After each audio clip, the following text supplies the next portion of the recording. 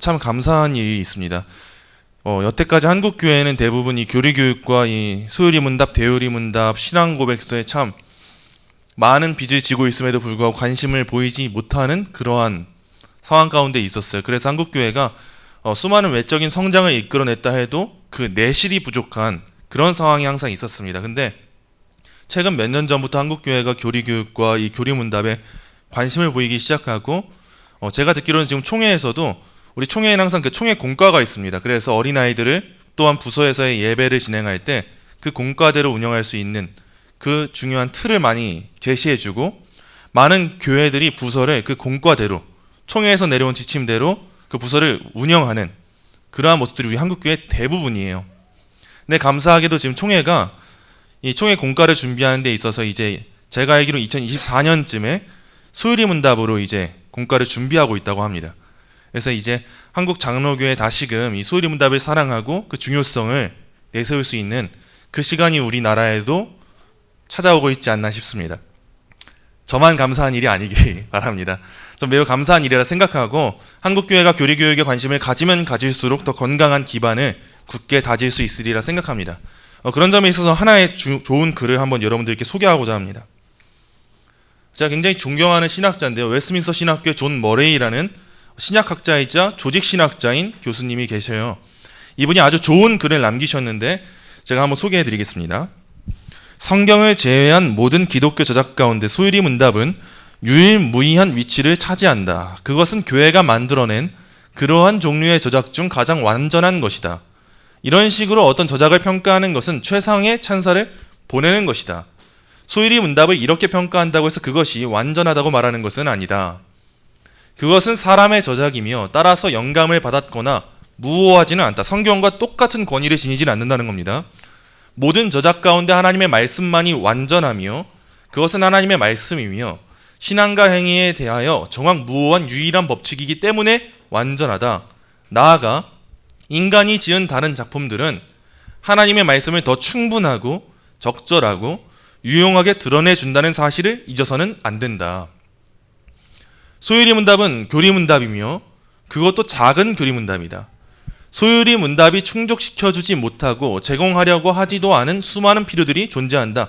소요리 문답은 작은 교리 문답이어서 어린아이와 새신자를 위한 교육용이어서 다 다루고 있진 않다는 거예요. 그러나 중요한 것은 정확한 용어 구사, 간결한 표현, 균형 잡힌 구도, 유연한 문체, 신학적인 적절성을 갖춘 가운데 기독교 신앙의 진리를 제시하고 있는 그러한 종류의 다른 저작은 없다. 이보다 탁월한 건 없다는 겁니다. 이것은 구약과 신약의 성경 안에서 우리에게 계시된 하나님과 그의 거룩하신 뜻에 관한 진리를 많지 않은 단어를 사용하여 그토록 뛰어나게 요약해 놓은 저작이 사람이 저술한 저작 가운데는 없다는 말이다. 기독교적 지성을 가지고 그것을 정독한 사람이라면 누가 그것은 인간의 생각과 노력이 만들어낸 최고의 걸작이며 사람의 주된 목적, 하나님을 영화롭게 하며 영원토록 하나님을 즐거워하는 것과 관계된 것들 안에서 최고의 걸작이라는 것을 확신하게 될 것임에 틀림없다. 어릴 적에 그 교훈으로 양육받지 않고 성인이 되었을 때 그것이 그토록 효과적으로 가르치고 있는 진리로 무장되지 않은 사람들이 입은 손에는 말로 다 할 수 없을 것이다. 제가 공부를 하다가 이렇게 좋은 글이 있어서 한번 여러분들에게 소개를 시켜드렸습니다. 이 존 머레이라는 이 교수가 말하고 있는 내용이 뭐냐, 이 소요리 문답은 그 가장 문체에 있어서 정확하고 유용하고 간결하기 때문에 우리 신앙에 있어서 큰 도움이 된다는 겁니다. 성경만큼의 권위를 지닐 수 있는 문서는 아닙니다. 이 책은 성경이 아니에요. 그러나 성경을 읽는 데 있어서 우리에게 도움을 주고 유익을 주는 사람이 만든 저작 중에서는 가장 최고의 걸작이라고 할 수 있다는 겁니다. 그래서 마지막에 이렇게 말하고 있죠. 어릴 때 그 교훈으로 양육받지 않고 성인이 되었을 때 그것이 그토록 효과적으로 가르치고 있는 진리로 무장되지 않은 사람들이 잃은 그 손에는 말로 다 할 수 없다는 거예요. 우리 교회는 얼마나 복됩니까? 어릴 때 이 소요리 문답을 배우고 있고 심지어 장학년이 되어서도 이 소요리 문답을 가까이 하고 있는 것. 이 소요리 문답을 여러분들이 배우고 익히시면서 설교 가운데 들리는 단어가 어떤 의미인지 밝히 깨닫게 되시지 않습니까? 이전에는 섭리하면 뭘까? 삼위일체? 삼위일체가 뭘까? 인간의 목적, 내가 왜 살아갈까? 이런 것들에 대해서 우리가 명확하게 이해하지 못했지만 이제는 우리가 성경이 담고 있는 그 내용에 대해서 성경이 이걸 말하고 있었구나 이렇게 깨달아지잖아요. 이 유익을 우리가 누릴 수 있다는 게 굉장히 큰 복입니다. 그러므로 이 유익을 더 풍성히 누리실 수 있는 저와 여러분 되시기를 간절히 소망합니다. 오늘은 이제 소율이문답 21문입니다. 오늘의 21문 제가 읽고 제가 묻고 여러분이 답해 주시겠습니다. 하나님의 선택하신 자의 구속자가 누구신가?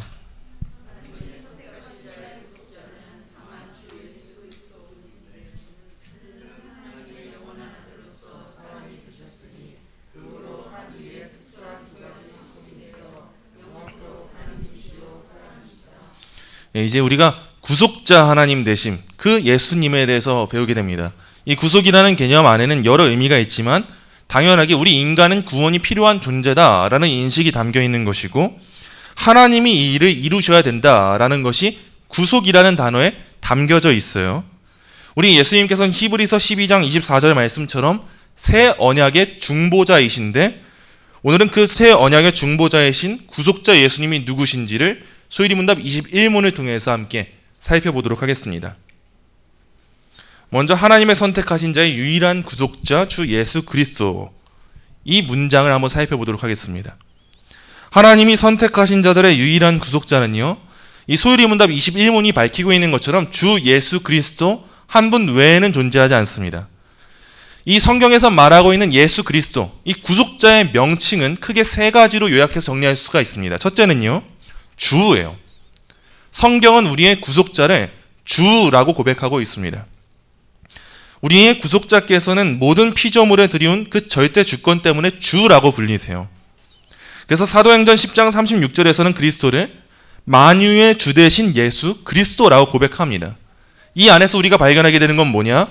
우리의 구속자이신 예수님께서는 성부 하나님과 동등하신 주권자시다라는 거예요. 그래서 우리가 예수님을 주님으로 고백하는 거예요. 이 만유의 통치자 되시는 분이십니다. 나의 주인이십니다. 이렇게 우리가 예수님을 주 예수 그리스도라고 고백하는 거예요. 둘째로 성경에서 이 구속자는 예수라고 불리십니다. 우리는 택함받은 모든 자의 구원자, 우리를 죄의 진노에서 건지신 분을 예수라고 고백하죠. 이 예수라는 이름의 뜻은 구원자입니다. 성부 하나님께서 예수 그리스도를, 이 예수님을 하나님의 택하신 자녀들에 대한 구원자로 부르신 거예요. 삼으신 거예요. 그래서 우리가 우리의 주님을 예수님이라고 고백할 때 이 안에 담긴 의미는 주님은 나의 구원자이십니다. 나를 구원하신 분이십니다. 이렇게 고백하는 내용이 바로 이 예수라는 이름에 나와 있는 겁니다. 마지막으로 우리가 주 예수 그리스도라고 할 때 우리는 그 구속자를 그리스도라고 부릅니다. 이 그리스도라는 말은 이 구약 성경, 구약 시대에 보면요, 기름 부음 받은 자를 의미할 때 그리스도라는 말이 쓰였어요. 구약 시대에는 이 기름 부음 받는 직분이 세 가지가 있었습니다. 왕, 선지자, 제사장이에요. 우리가 이후에 예수님의 직분을 살펴보면서 소율이문답에서 보겠지만 이제 예수님의 이름에 담긴 이 그리스도 되심, 여기서도 우리가 발견하게 되는 겁니다. 우리 예수님은 다윗 왕이 그랬던 것처럼, 솔로몬 왕이 그랬던 것처럼 우리에게 그 왕으로서 구속자의 역할을 해주시는 분이세요. 그리고 우리 예수님께서는 구약시대 수많은 선지자들이 그러했던 것처럼 하나님의 말씀을 우리에게 깨닫게 하시고 회개하게 하시는, 그 하나님의 뜻을 전해주시는 선지자이십니다. 그리고 우리 예수님께서는 구약시대에 있었던 수많은 제사장이 있었지만 그럼에도 불구하고 특히나 더 우리의 죄를 사해 주는 데에 있어서 큰 역할을 감당했던 대제사장, 우리의 제사장이 되시는 분이 우리 예수님이세요. 근데 특이점이 있죠. 구약시대 제사장들은 희생 제물을 죽여서 백성의 죄를 사했죠. 근데 우리 예수님의 제사장 되시면 어떻습니까? 본인이 직접 희생 제물이 되기까지도 하신 겁니다. 우리 예수님이 하신 그 사역의 일이 바로 이 그리스도라는 명칭 안에 담겨 있는 거예요. 우리 예수님께서는 이렇게 그리스도 되셔서 이 그리스도의 직분을 수행하시면서 구속자로서의 역할을 감당하셨다는 거예요. 그래서 우리가 우리의 구속자를 고백할 때 이렇게 세 가지 이름으로 주 예수 그리스도라고 고백하는 겁니다. 아무 의미 없이 단순하게 그냥 예수라는 이름을 가지셨지, 그리스도도 이름이시지, 이런 식으로만 생각하는 게 아니라 이 예수님의, 이 구속자의 명칭에 담긴 의미를 여러분이 알고 예수 그리스도의 이름으로 기도하시는 겁니다. 이렇게 우리의 구속자가 누구신지 아는 게 굉장히 중요해요.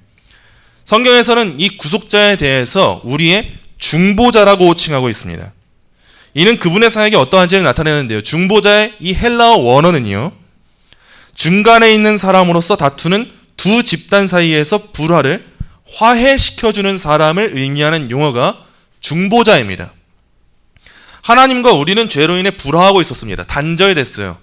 두 집단이 된 겁니다.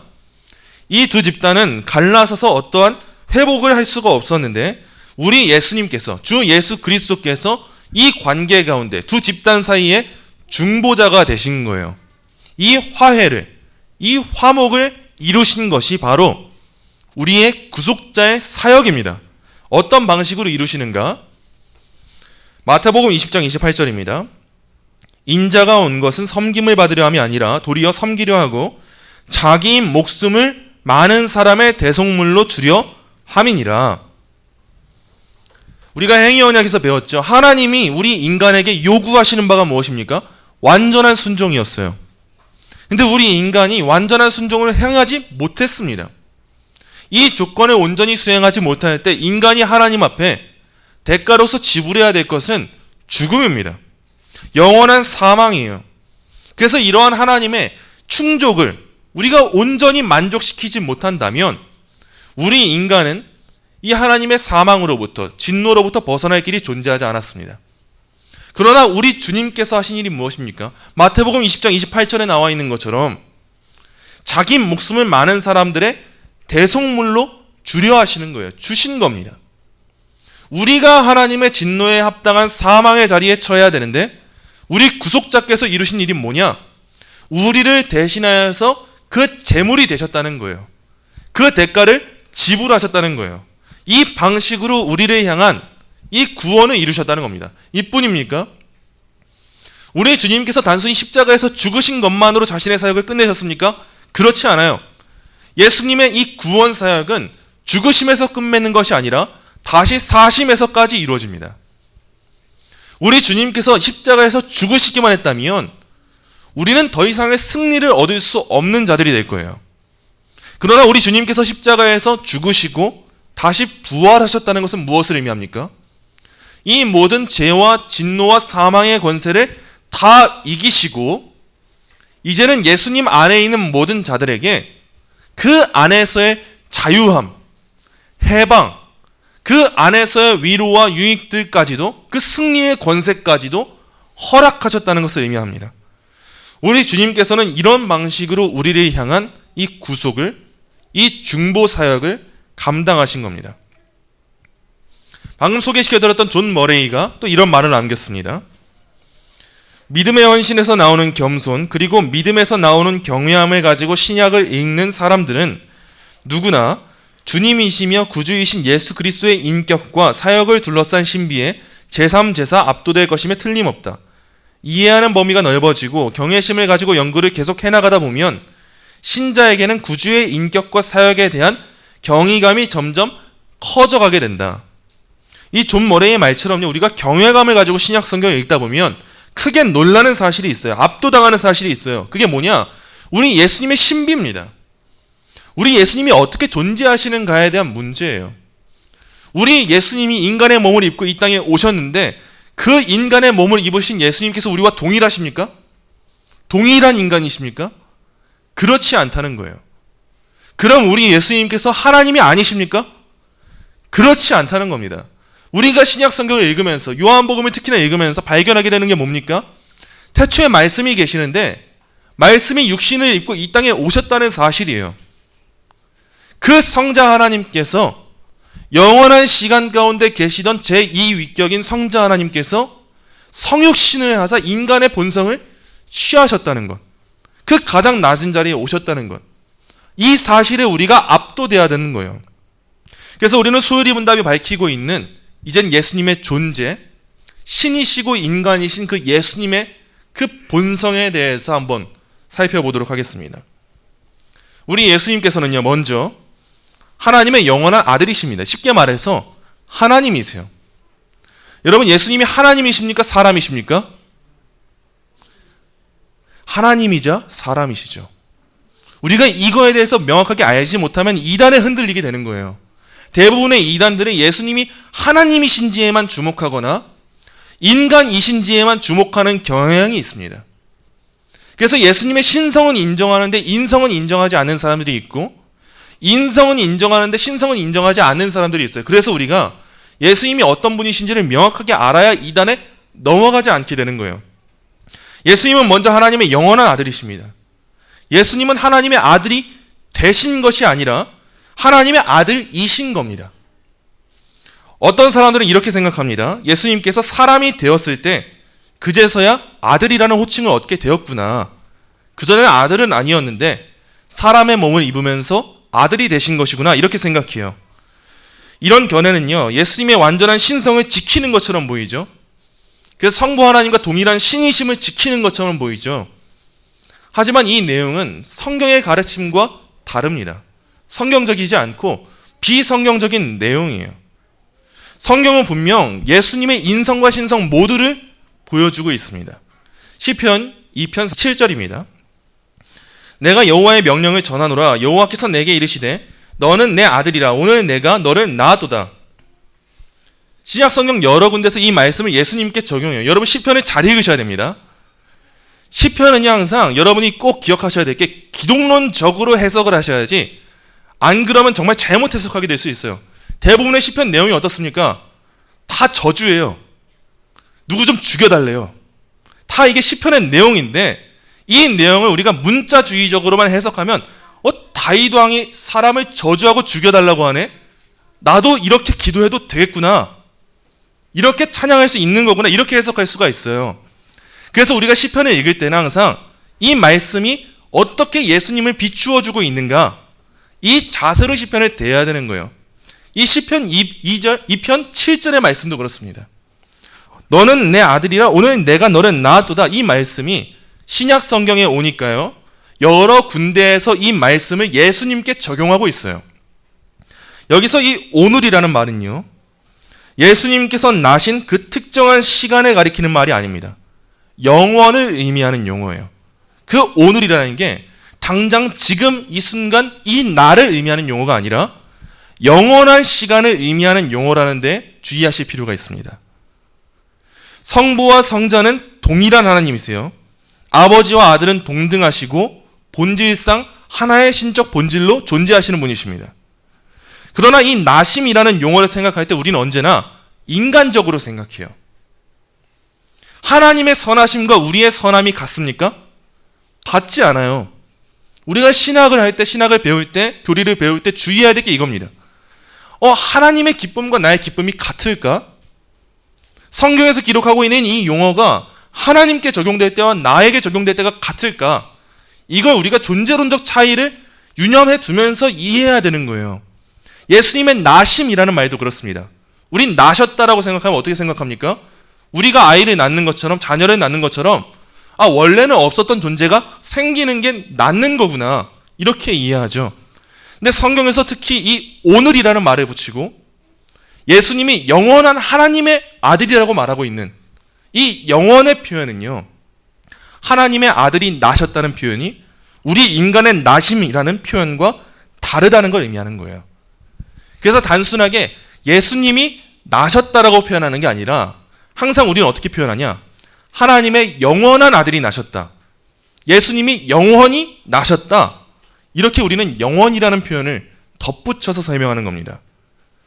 그런 점에 있어서 유명한 신학자가 또 있습니다. 세계 3대 칼빈주의자라고 불리는 헤르만 바빙크라는 사람이 있는데 예수님의 영원한 나심에 대해서 이렇게 말했어요.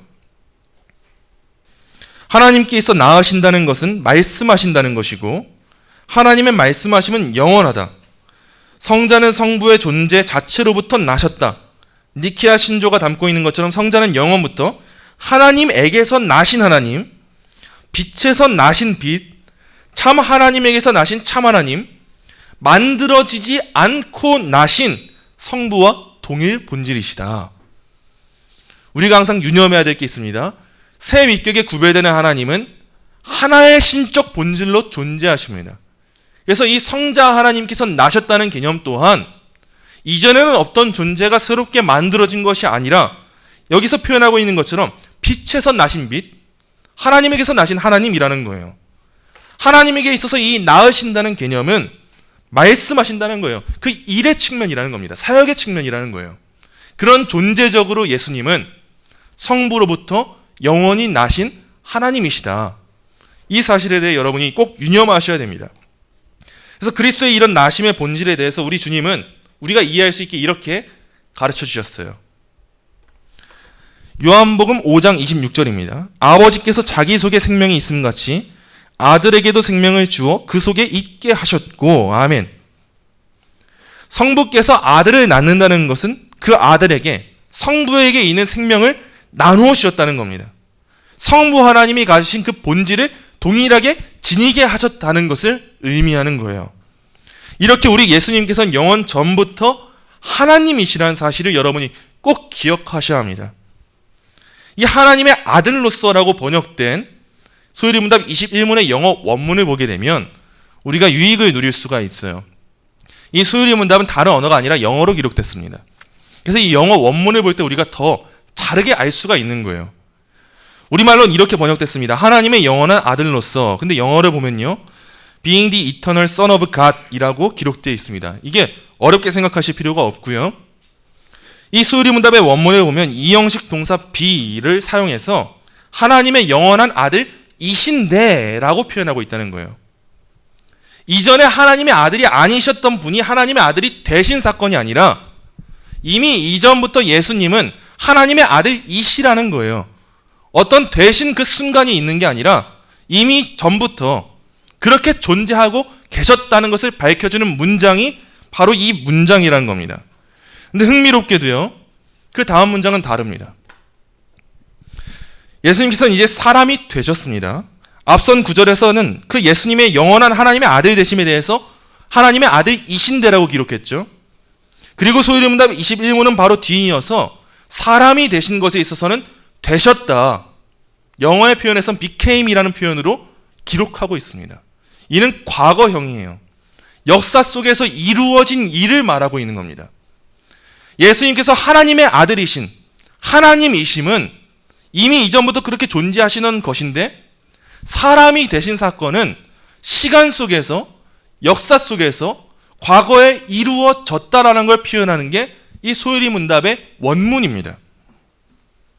예수님께서 사람이 되신 사건은요, 발생한 사건입니다. 그래서 예수님은 이전에 자신의 것이 아니던 것을 역사 속에서 취하신 거예요. 그게 뭐냐? 인성이에요. 인성. 사람의 육신을 취하신 겁니다. 원래 성자 하나님께서는 인간이 아니셨습니다.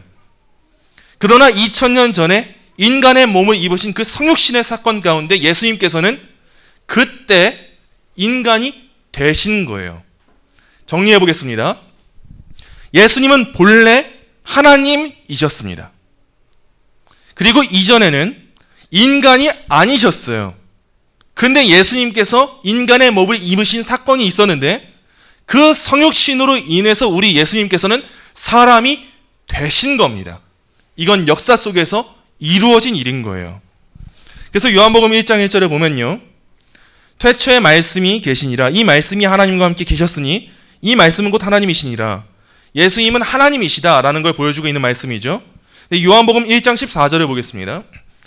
말씀이 육신이 되어 우리 가운데 거하심에 우리가 그의 영광을 보니 아버지의 독생자의 영광이요 은혜와 진리가 충만하더라. 그 말씀으로 존재하시던 예수님이 육신이 되신 거예요. 영원한 가운데 하나님이신 그 예수님께서 시간 속에 찾아오사 시간 속에서, 역사 속에서 사람의 몸을 입으신 겁니다. 우리 예수님의 신성과 인성이 이렇게 존재한다는 거예요.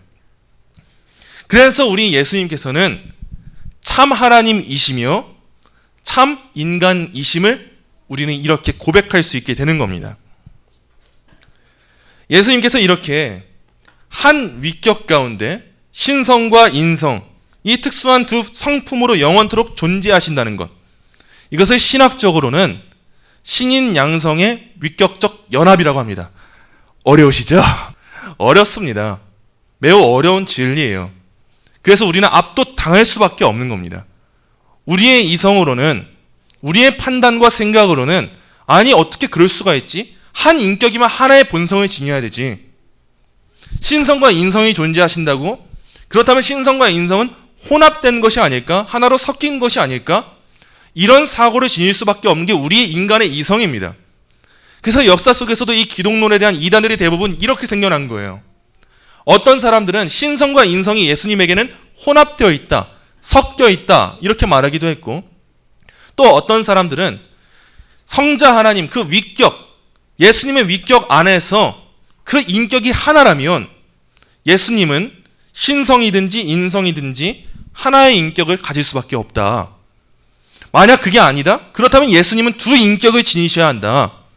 이렇게 이해하는 사람들이 수없이 넘쳐났습니다. 그러나 예수님의 신성과 인성은 구분되지 않아도 구별되어 존재합니다. 각각의 고유성을 유지하고 있습니다. 아니 어떻게 그게 되냐고요? 하나님이시니까 되는 겁니다. 그래서 이를 정리하자면 다음과 같습니다. 중보자 그리스도의 위격적 연합은 다음 세 가지를 함의한다. 우리나라에서 가장 칼빈 신학의 권위자이고 기독론의 가장 권위자인 저희 총신신대원의 문병호 교수님이 기독론 책에서 이렇게 서술하신 거예요. 첫째, 그리스도는 하나님의 아들로서 한 인격이시다. 한 위격으로 존재하신다는 거예요.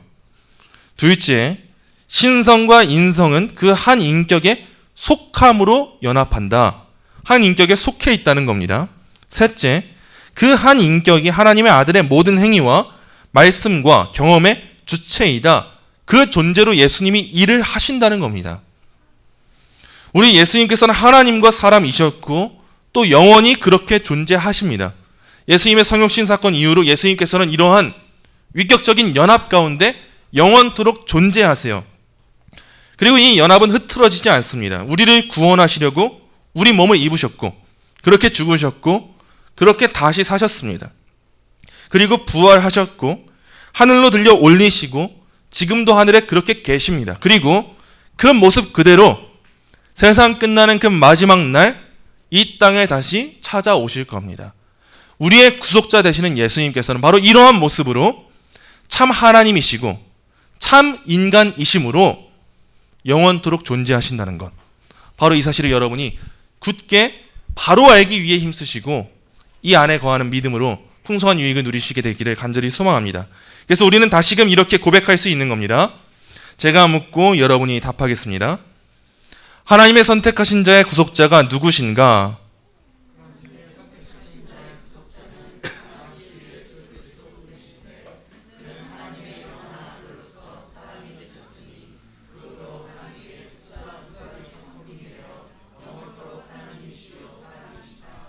오늘은 정리하는 차원에서 한번 다음과 같은 세 가지 적용점을 나누도록 하겠습니다. 첫째, 하나님의 선택하신 자의 구속자가 사람이 되셔야 했던 이유를 묵상하셔야 합니다. 우리 예수님께서 왜 인성을 취하셔야 했을까요? 첫째입니다. 형벌을 담당하기 위해서 인성이 필요하셨습니다. 우리의 구속자가 되시려면 형벌을 감당해야 돼서 인성을 취하셨던 거예요. 죄의 삭은 무엇입니까? 사망이에요. 죄는 누가 지었습니까? 인간이 지은 겁니다. 인간이 죄를 지었다는 것은 누가 죽어야 된다는 것을 의미합니까? 인간이 죽어야 된다는 것을 의미하는 거예요. 하나님의 영원한 그 구속의 계획 가운데 우리의 죄를 사해 주실 중보자가 필요한데 그 중보자가 우리의 죄를 사해 주시기 위해서는 무엇을 취하셔야 했습니까? 인성, 우리 인간의 몸을 입고 이 땅에 오셔야 하는 거예요. 예수님이 인간이 되시지 않고서는 이 영원한 형벌, 우리가 받아 마땅한 이 죄의 대가를 대신 지불하실 수가 없었던 겁니다. 바로 그런 점에 있어서 먼저는 예수님께서 인성을 필요로 하신 거죠. 둘째입니다. 시험 받은 자를 구출하기 위해서 인성이 필요하십니다. 우리 예수님께서 이 인성을 입으셨을 때 이 인성을 입으신 이 인성은 우리 육신은 우리와 다르지 않습니다. 예수님도 피곤함을 느끼셨고 배고픔을 느끼셨고 아픔과 고통을 느끼셨어요. 우리가 동일한 육체를 입으신 겁니다. 이것이 의미하는 바가 무엇일까요? 우리 예수님도 수없이 많은 고난에 당하셨고 그러한 시험 가운데 처하셨습니다. 사탄이 예수님을 시험하지 않습니까? 유혹하지 않습니까? 그러나 예수님께서 그 사탄의 시험에 넘어가셨습니까? 그렇지 않습니다. 이겨내셨어요. 인간의 몸을 입고 이겨내셨다는 거예요. 이게 의미하는 바가 무엇입니까? 예수 그리스도 안에 속하여서 그분과 연합하게 된 자들은 예수님이 시험 받음에 있어서 이겨내신 것처럼 그분과 연합해서 이겨낼 수 있게 되었다는 겁니다. 우리 예수님께서는, 우리의 주 예수 그리스도께서는 시험 받은 자를 구출하기 위해서 이와 같은 인성을 취하신 겁니다. 마지막 셋째입니다. 죄의 대속을 위해서 인성이 필요합니다. 누군가의 죄를 대신 사해주기 위해서, 예수님이 우리의 죄를 감당하기 위해서는요, 이 일을 감당할 분은 죄가 없어야 됩니다. 죄에 있는 인간으로서 죄 있는 인간의 죄를 대신 사해줄 수가 없는 법이에요. 그렇다면 누구만 우리의 죄를 사해줄 수 있습니까? 죄 없는 분이 누구십니까? 그분이 예수 그리스도신 거예요.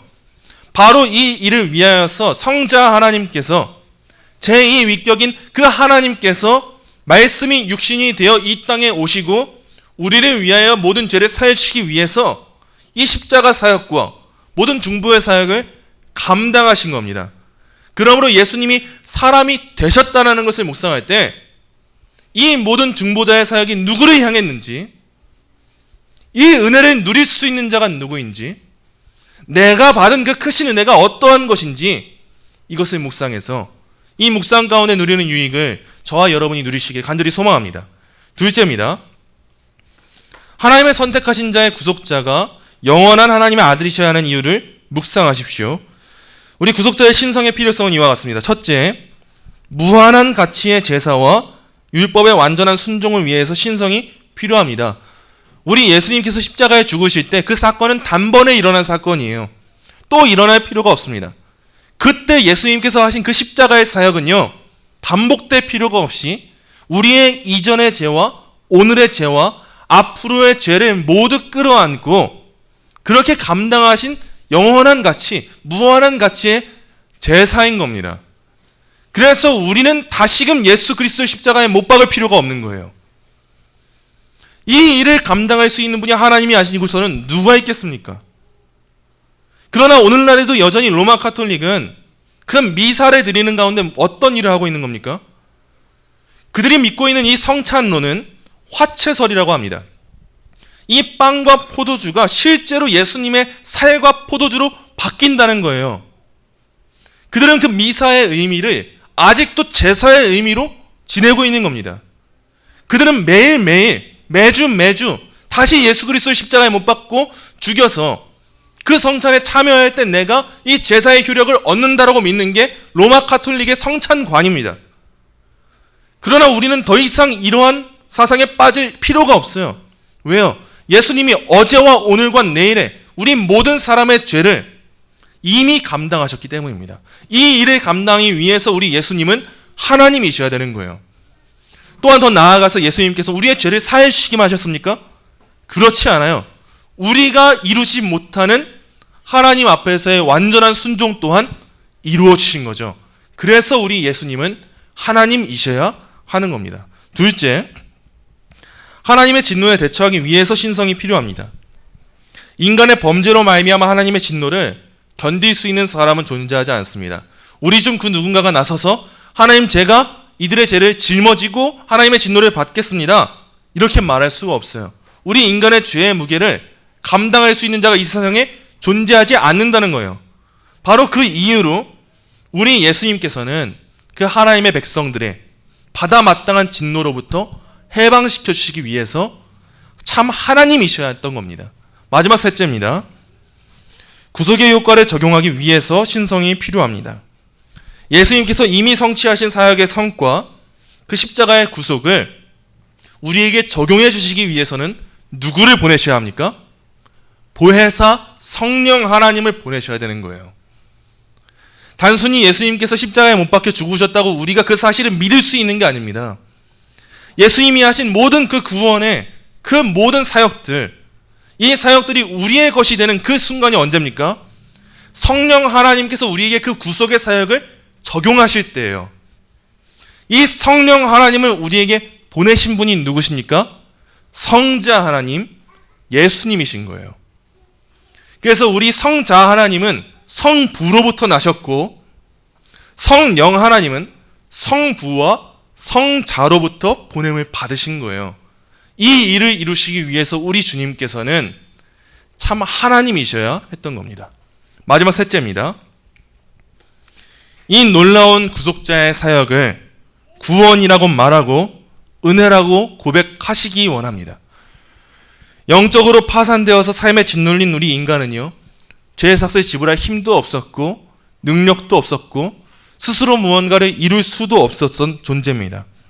그러나 그런 우리를 위해서 하나님이신 예수님께서 인간의 몸과 그 본성을 취하셨어요. 원래 하나님이신 분이 그 본성을 역사 속에서 취하신 겁니다. 가장 비참한 자리 가운데 가장 낮아지신 모습으로 이 땅에 임하신 겁니다. 그래서 우리에게 이 구속의 사역을 이루신 거예요. 우린 이 놀라운 구속의 사역을, 우리의 구속자를 바라보면서 주 예수 그리스도, 주님은 나의 구원이시고 은혜이십니다, 이렇게 고백할 수 있어야 됩니다. 우리가 믿는 이 기독교가 무엇입니까? 기독이라는 말이 어디서 왔습니까? 그리스도입니다. 우리가 이 그리스도교, 기독교의 신앙을 지니고 살아간다고 하는데 기독, 그 그리스도를 모르는 것이 말이 됩니까? 그래서는 안 되는 겁니다. 우린 날마다 그리스도를 알아가면 알아갈수록 우리의 구속자가 이루신 이 크신 구원의 은혜가 얼마나 광범위하고 얼마나 장황하고 얼마나 값진 것인지를 깨달을 수밖에 없습니다.